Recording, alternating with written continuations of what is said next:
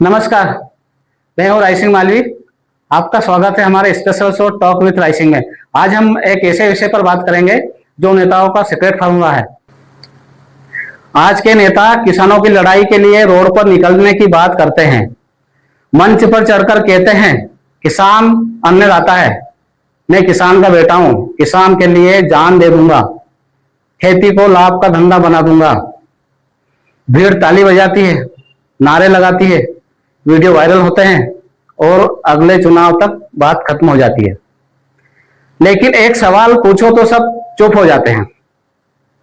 वो सवाल ये है कि जो नेता खेती को लाभ का धंधा बनाने की बात करते हैं वो ये सीक्रेट क्यों नहीं बताते हैं? कैसे एक जनप्रतिनिधि 5 साल के कार्यकाल में हजारपति से लखपति से करोड़पति बन जाता है? सोचो जरा, कभी सोचा है? किसान 20 साल खेत में मेहनत करता है, सुबह 4 बजे उठता है, धूप में जलता है, बारिश में गलता है, भीगता है, कर्ज लेता है। फसल अच्छी हुई तो बिचौलिया काट लेता है, फसल खराब हुई तो बैंक का नोटिस आ जाता है।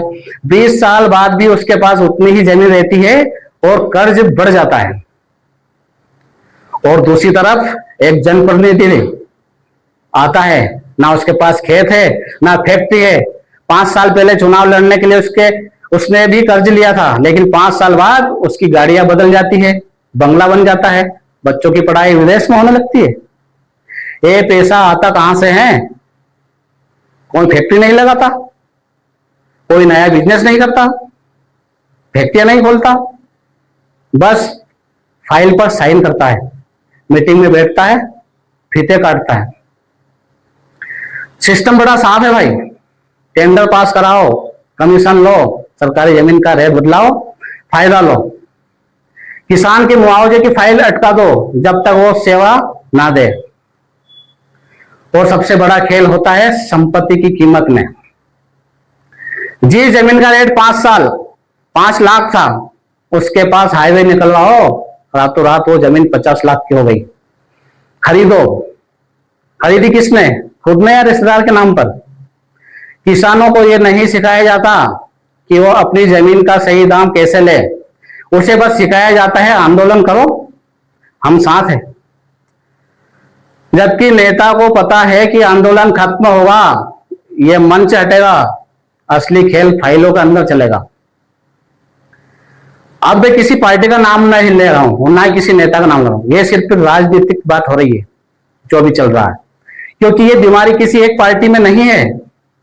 जो भी पार्टी सत्ता में आती है, सिस्टम उसी के हिसाब से चलने लगता है और किसान वही का वहीं रह जाता है, नारों के बीच और कर्ज के बीच। तो इसका हल क्या है? हल ये नहीं है कि हम नेताओं को गाली दें और सो जाएं। हल ये है कि हम सवाल पूछना सीखें। पूछो अपने गांव के प्रतिनिधि से, जिसे सरपंच कहते हैं, 5 साल पहले तुम्हारी संपत्ति कितनी थी, आज कितनी है? पूछो अपने विधानसभा के प्रतिनिधि से, जिसको विधायक बोलते हैं, तुम्हारे परिवार के नाम पिछले 5 साल में कितनी जमीनें आई है? पूछो लोकसभा के जनप्रतिनिधि, जिसको सांसद महोदय कहते हैं, तुम्हारे ट्रस्ट और कंपनी पैसा कहां से आया?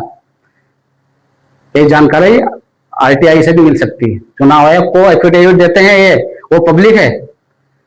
किसान को खेती के साथ साथ ये अकाउंटिंग भी सीखनी पड़ेगी, क्योंकि जो अपने पैसे का हिसाब नहीं रख सकता, उसका पैसा दूसरा रख लेता है।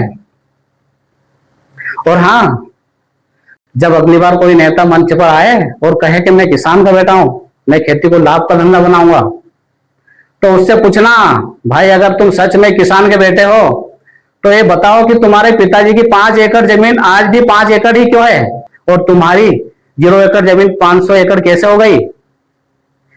सच कड़वा लगता है, लेकिन यही सच है। किसान को अब भावनात्मक भाषण नहीं चाहिए, किसान को चाहिए पारदर्शिता, किसान किताब और एक पैसा सिस्टम जहां खेती सच में लाभ का धंधा बने।